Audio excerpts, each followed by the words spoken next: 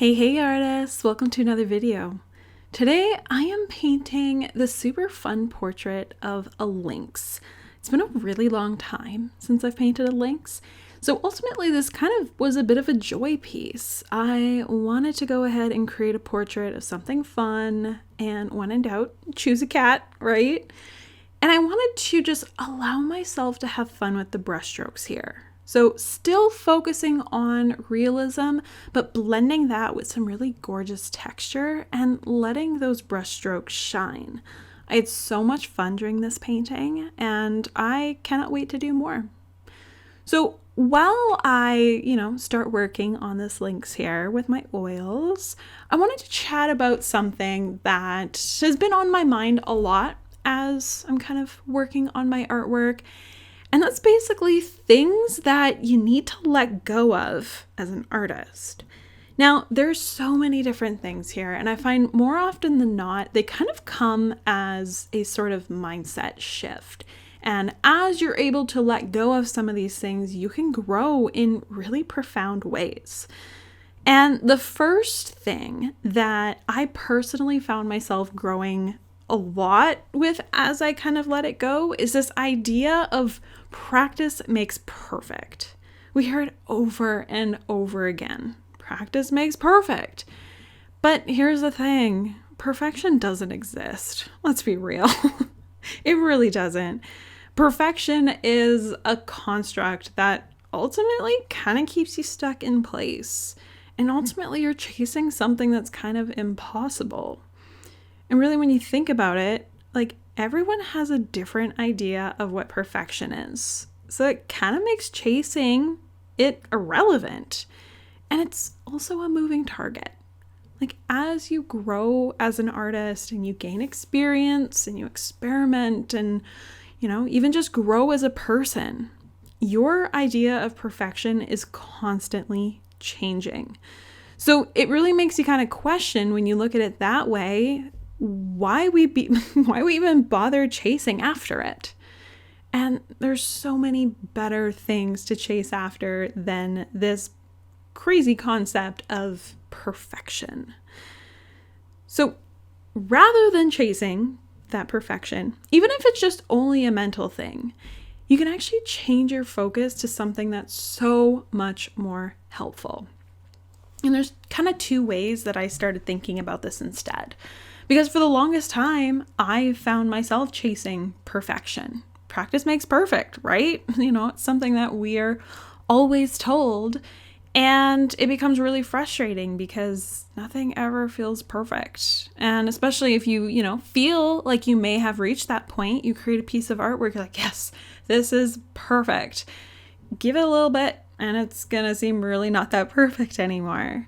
So I ended up doing some mental work here and changing that mindset into something that I personally find is so much more helpful.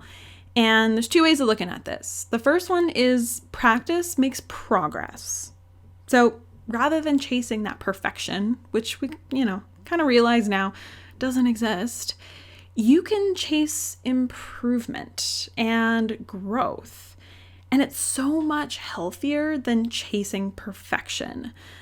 As soon as I started really thinking about this, that practice makes progress, it clicked in my brain. And it also took a lot of the sort of discomfort and annoyance out of painting the same thing over and over again, which honestly is one of the best ways that, you can gain skill as an artist, especially if you want to paint something really well. I went through phases where all I painted were barn owls because I wanted to get really good at painting barn owls. And yeah, I kind of got a little sick of them at one point, but keeping this mindset in mind, this whole practice makes progress thing, I found that it alleviated a lot of that sort of stress, that frustration of, why am I not perfect yet? Because you're not chasing perfection, you're chasing progress. And especially when you change that mindset, you can step back and see that you are making a lot of progress. And if you ask me, that is just a million times better than this goofy construct of perfection. And the other way that I kind of look at it is practice makes permanence. So those skills that you're working hard to achieve, they're eventually going to become kind of like second nature to you. And they're going to be forever locked into your artist's mind. So you're not going to be starting from square one every time. You are going to have this sort of built-in navigation system of sorts when it comes to creating your artwork. And that only comes with practice. So between those two different mindset shifts when it comes to practice and abandoning the thought of perfection, I find that it just makes my art process so much more enjoyable and ultimately healthier. And, that's always a good thing. So the next thing that I had to let go of as an artist, and probably will be healthy for you to let go of as well if you are an artist, is that fear of creating art that some people are just not going to like. And it's totally fair, especially when you're first getting started and you don't have that many years under your belt as far as, being an artist that puts artwork out into the world. It can be really scary thinking that, there's going to be people out there that don't like your artwork. But that's a reality that you have to deal with. And that's okay. The fact that you are creating artwork that some people don't like is actually a good thing because it stands for something. It means something. And for every person that doesn't like your artwork, there's going to be someone that loves your artwork. And that's awesome. Yes, it can be scary at first, letting yourself sink into the thought that somebody doesn't like your artwork. But it's actually a super beautiful thing. And you can't make everyone happy. That is just a reality of being a human being. And if you try to make everyone happy, it usually ends up coming at the expense of your own happiness. And what a shame that would be, right? I'm sure everyone can think of a moment in their life where they put themselves aside to make everybody else happy. And how do you end up feeling in that moment? It's probably not a very good thing at all. So you can let go of that idea that you have to make everyone happy because it's not going to benefit you. You will make a lot of people happy, but you won't make everybody happy. And that is totally okay. In fact, it's kind of encouraged. The other aspect of that is allowing yourself to create artwork that you like. And stop worrying about trying to please everyone.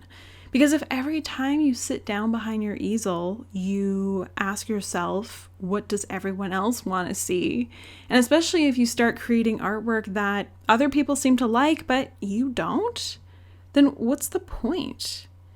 Once you start creating artwork that you genuinely like, what's amazing is that happiness that you have creating that artwork that you really like, it's going to become apparent to others.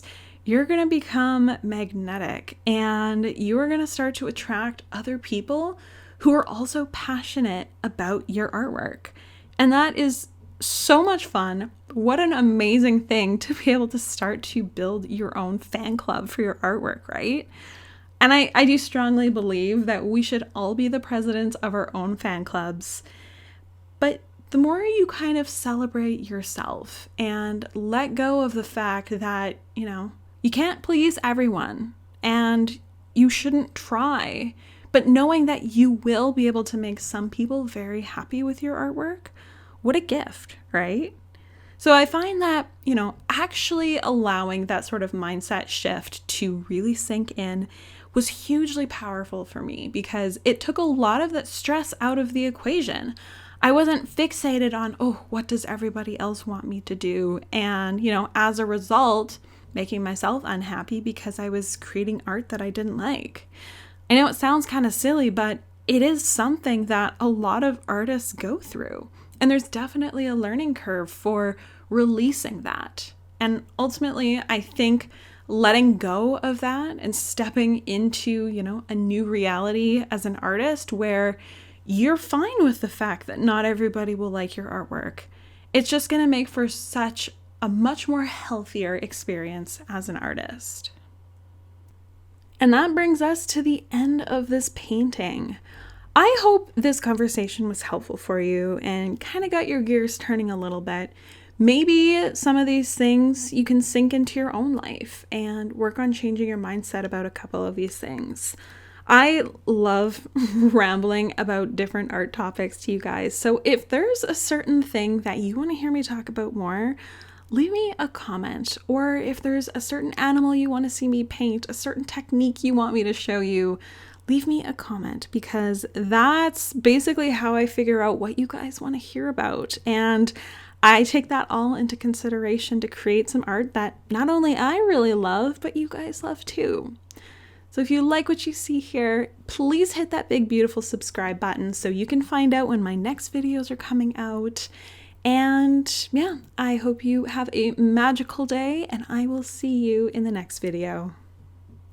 Now, if you're craving more help and want the full real-time tutorial complete with my voice walking you through every single moment, paint mixing recipes, reference photos, and more, I think you will love the Wildlife Painting Academy. New tutorials are added each month, and it truly is your secret weapon for learning how to paint realistic wildlife easily. You can check it out in the description of this video.